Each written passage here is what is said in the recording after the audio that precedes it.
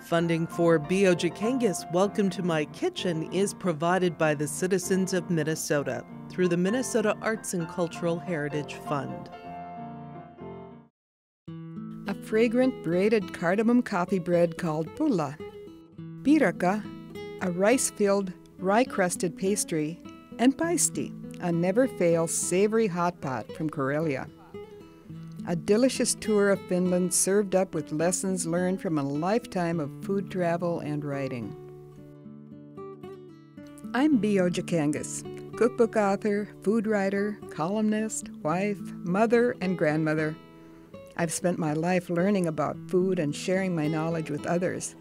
It's given me a certain perspective on cooking, rooted in the flavors, traditions, and rhythms of life in northern Minnesota, and a passion for sharing what I know. Welcome to my kitchen.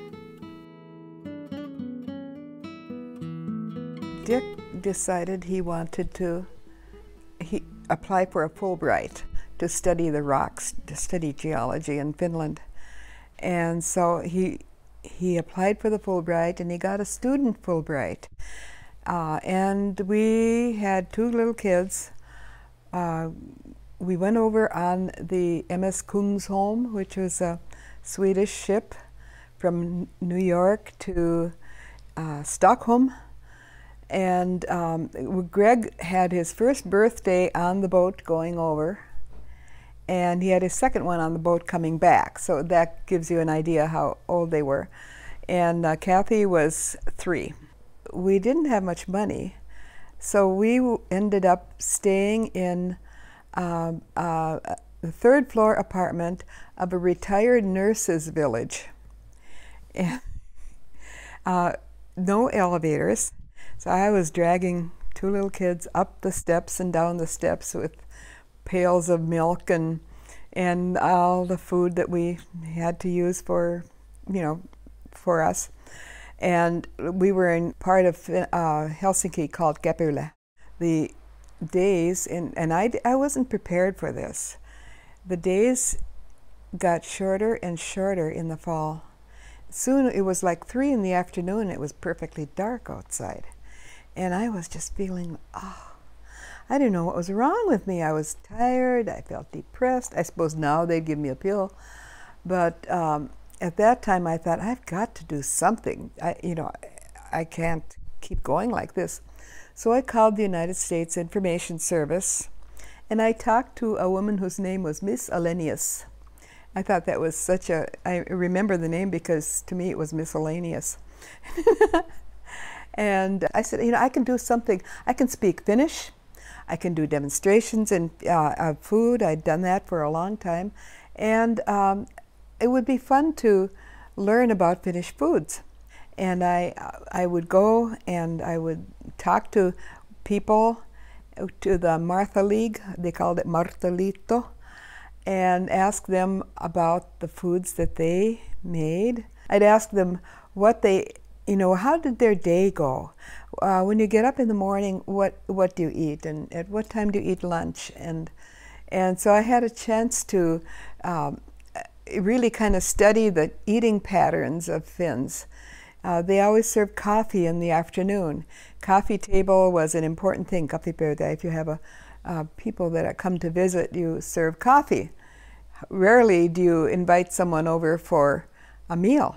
It was always for coffee. And the coffee table, I learned, had to have 7 items on it. The first item is Pulla, or the cardamom flavored bread. And it's sort of built around the pattern of the Pulla, an uniced cake, and a fancy cake. And then in between you had a variety of cookies, so that you could have a variety of 7 different items on the coffee table. We begin our celebration of Finnish cuisine with a traditional coffee table and our favorite classic cardamom coffee bread, Pulla. We start with a half a cup of warm water between 105 and 115 degrees. And then we're going to add approximately 2 packages of active dry yeast. And each package of active dry yeast is actually just a scant tablespoon. So we're going to mix that up, if you can see that there, and let it dissolve. And it will, if we take a pinch of the sugar, put that in, we use a cup of sugar altogether, and we'll let it sit for about 5 minutes while it begins to foam. You can see already it's starting to foam. I'm going to add some heated and cooled milk to the mix, and then we'll add the cardamom, a nice amount of cardamom, and a teaspoon of salt. Well, that's about 1/3 of a tablespoon. There we go. And then we'll add all of the sugar and stir that all up. Next thing we're going to do is add 4 eggs. Everything that you put into a yeast mixture should be at room temperature so that the the dough will rise better. Okay, people often ask how do you measure your flour? And that's what I do. I scoop and sweep. This will take about 6 to 7 cups of flour, all-purpose flour. If you're using bread flour, you'll use a little bit less. But I like to use all-purpose flour because it makes a softer dough. Okay. And one thing we do with the Pulla dough is I'll add about half of the flour. In the traditional way, you get a nicer texture of bread if you add half the flour first and then add your butter. So here we go. We're going to, and this is soft butter. It can be soft or melted. And we'll mix that in. But you'll notice right away the batter gets more glossy looking, which is really nice. And then you end up with that really nice texture that you have in the Pulla. It's the same method that's used for making brioche.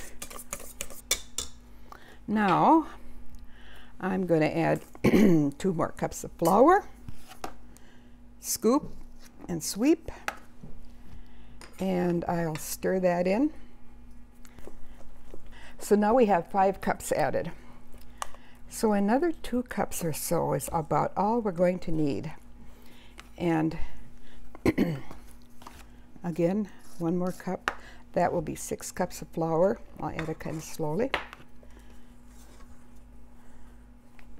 Then I'll go ahead and put this onto the standing mixer with the dough hook in place. It might take a little bit more or a little bit less flour. Sometimes it's so much easier to tell whether the dough is ready to be put to rise if you touch it by hand, do it by hand. So I'm going to turn this out onto a floured board and finish it up. Pull it over onto itself like so, and you just keep pulling the dough over onto itself until you can handle it well. And we go like this. And this dough is beginning to feel really good.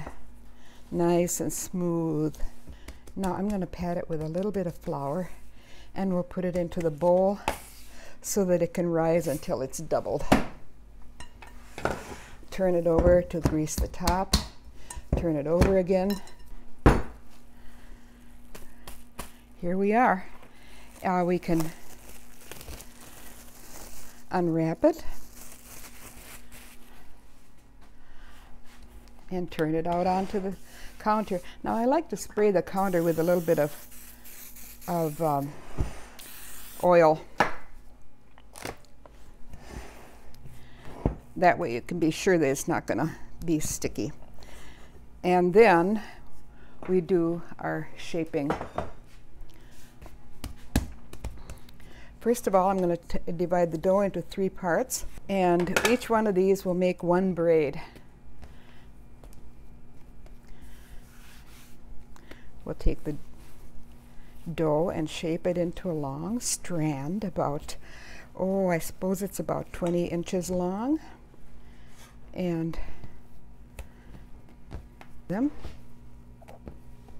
then we braid, and they call this plaiting. P-L-A-I-T, tip it over. And then here we are with our dough risen. It takes about a half an hour or so. You don't want to overproof it because then they get too flat. And we're going to, I took an egg and beat it up with a little bit of sugar, and we'll just brush the braids lightly. You don't want to actually varnish them, you just want to brush them so that they're glossy.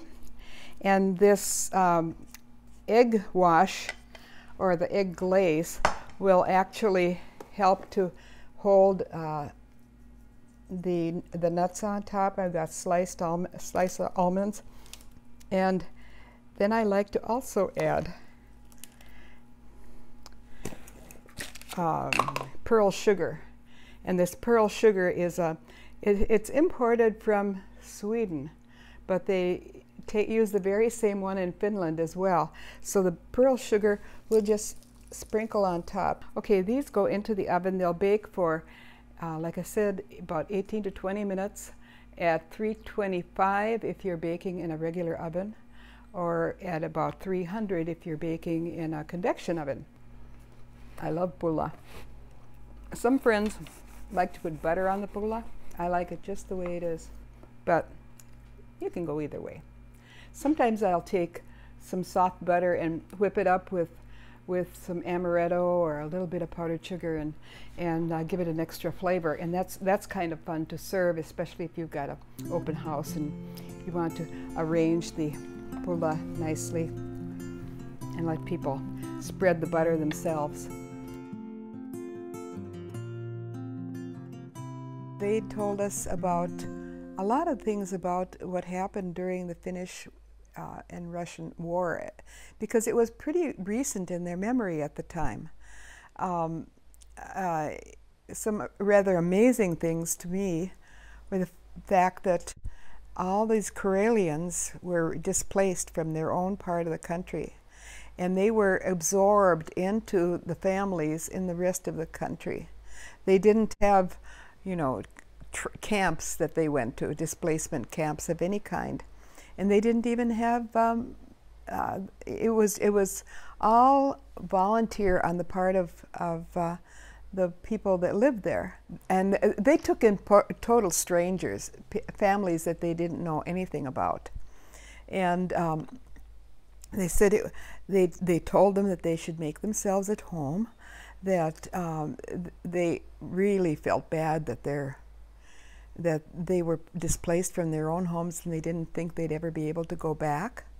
So there was money that was collected to help replace homes for the Karelians. And I remember looking at my, Karelia looking at my wedding rings, and she said, I had wedding rings once, but I donated them to the Karelian cause. We're making the dough for a Karelian Piirakka, and a Piirakka is a pie, and it's a rye-crusted, rice-filled pie that is very traditional in Finland. When we lived in Finland many years ago, it was a very traditional thing in one area of the country, and now when we go back, it's everywhere because they picked up what is a very classic item, and everyone makes it. At first, every meal, every buffet we went to, they served the Karelian Piirakka. And it can be filled with either cooked rice or with mashed potatoes. Put about a cupful of water, warm water, and that's just an estimate. I mean, you have to give an amount. And we're going to do half rye flour, whoops, and half white flour. So I'm going to do rye flour, which in this case is the coarse rye, and we're going to just add that to the water, and about a half a cup more. Then we're going to add white flour to it. The reason we're doing the white flour and rye flour mixture is because the white flour has more gluten in it, and it's a little bit easier to handle when you start rolling out the dough. Now this looks like it's not going to turn into anything, doesn't it? But actually, we're going to work on it, and we're going to make it work. I'm going to take this sort of scrappy looking dough and pull it together like so. And I'll take it out and put some flour on the board and give it a knead. Now see, there's nothing but water and salt, rye flour, and some white flour here. And the classic way I was taught how to do this by a group of women who were home economists at the flour company in Helsinki. Shape the dough into a strand like this, then divide it off into portions, and I'll try to make about a dozen portions here. Cut each one, cut it into quarters, and then cut each quarter into thirds again. Okay, then the next thing you do is make them into little balls, and these will dry out pretty quickly. So you should, once you get going on them, you're going to have to roll out your dough and just get busy and do it, and flatten it out. Now there's a special rolling pin that we use, and this one is you'll notice it's sort of thicker in the middle and thinner on the edges. And the reason it's that way is because actually they were originally just carved out by the men in the house. You roll the dough so that it begins to, you can use a regular rolling pin, but this is kind of fun to use, so that the dough will spin. And I'm not that good at it, but I can do it. And what's fun is that they told me that they can tell what village you lived in by the shape of your piirakka. And the piirakka is usually is a classic of the eastern part of Finland, which is Karelia. Now the way that you shape the piirakka, and this is really kind of fun. You take a little bit of the filling, and this filling is just basically rice cooked in milk. And a lot of people just take their rice pudding. They quite often will cook the rice overnight in the oven. Just put rice and milk and a little bit of salt into it. Okay, now to get the shape, we start shaping like so. And that is the shape of the Karelian Piirakka. Okay, I've got a mixture of hot milk and butter, and we brush them on the edges like so. And then they go into a really hot oven, a 425-degree oven, and they bake rather quickly. We baste them once while they're baking. And these go into the oven at 450 degrees for approximately 10 minutes. What they do in Finland is they like to have the piirakka be kind of soft, and what they'll do is wrap it in a towel until the whole thing will soften. We kind of like them crisp ourselves, but we'll let these cool, and then I'll put them in a basket, a special basket that's used in Karelia, in the eastern part of Finland. And then we serve it with an egg butter. It's really classic favorite thing.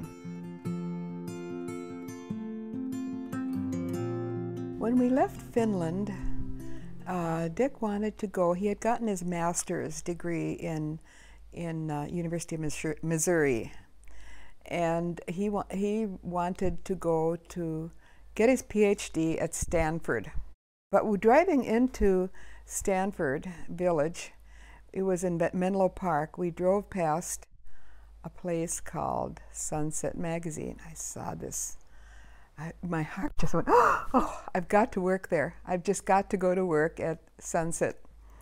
And so I did apply there and got a job as a typist. They didn't have a spot in the food department for me, but except to be a typist, which was great because that was I thought that was perfect.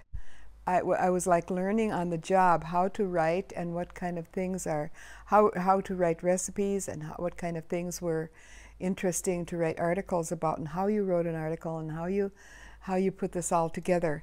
It took me about 3 months of typing, and I learned how to write. And then there was an opening in the food department. Of course, I was able to get right in there and start doing editorial work. It was most exciting. I ended up even doing pictures, you know, food styling for the cover of the magazine, which was just exciting. And Sunset magazine, I had asked them if they were interested in the Finnish cookbook, and they loved it, but they said no, they don't do that sort of thing. But he had a friend, our editor, Proc Melquist, had a friend at Crown Publishing in New York, and and that's where the manuscript landed. They said they'd publish it, and so that was, you know, that was the way it went. It was really exciting because once you get a book published, you kind of have the door open to publishing. And so by August, we had to leave because Dick had accepted a job at the University of Minnesota, Duluth.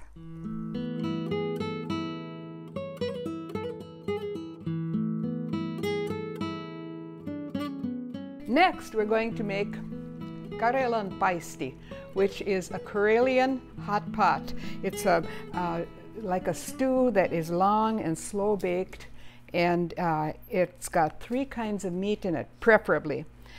Sometimes you can't always get all 3 kinds of meat, especially the lamb, so you'd use half pork and half beef.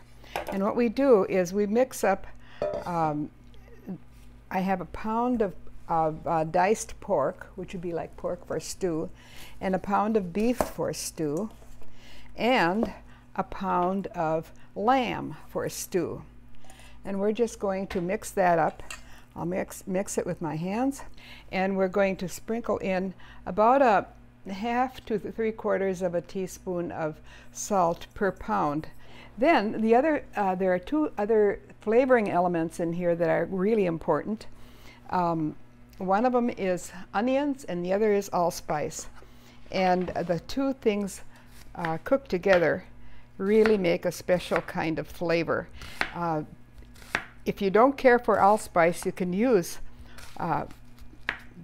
black peppers or whole white peppers, but you want to have flavor of either peppers or the allspice in there, or you can combine the 2.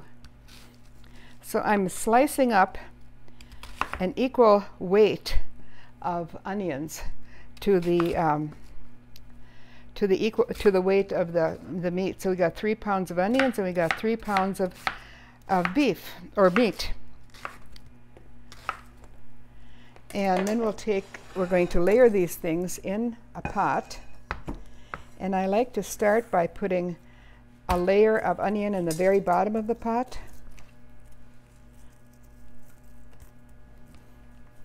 And then we'll put in a portion of the meat mixture. And we'll add some more onion. We've got the salt in there already. Then I'm going to dribble in a few allspice. Then we're going to layer that into the pot and add the remainder of the beef or the meat,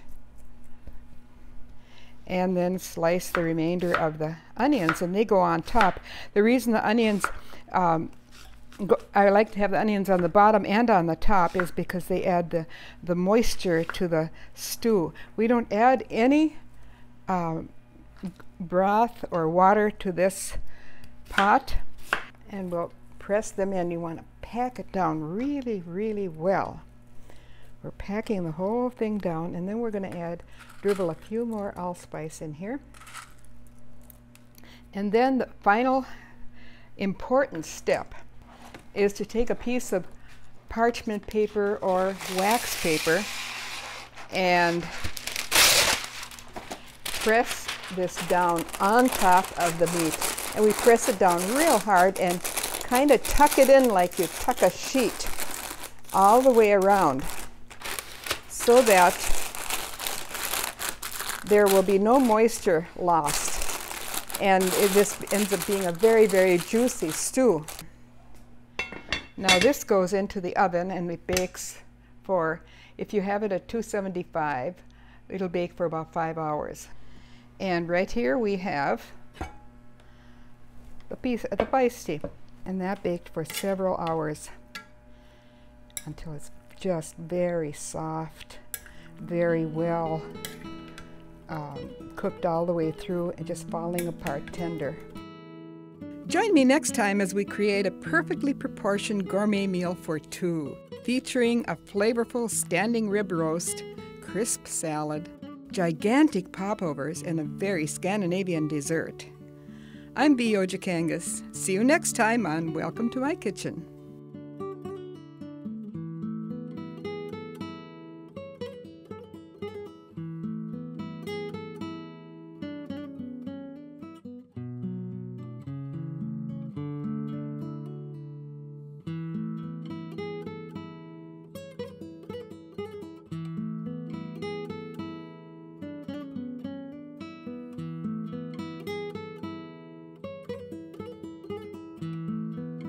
Funding for Bea Ojakangas' Welcome to My Kitchen is provided by the citizens of Minnesota through the Minnesota Arts and Cultural Heritage Fund.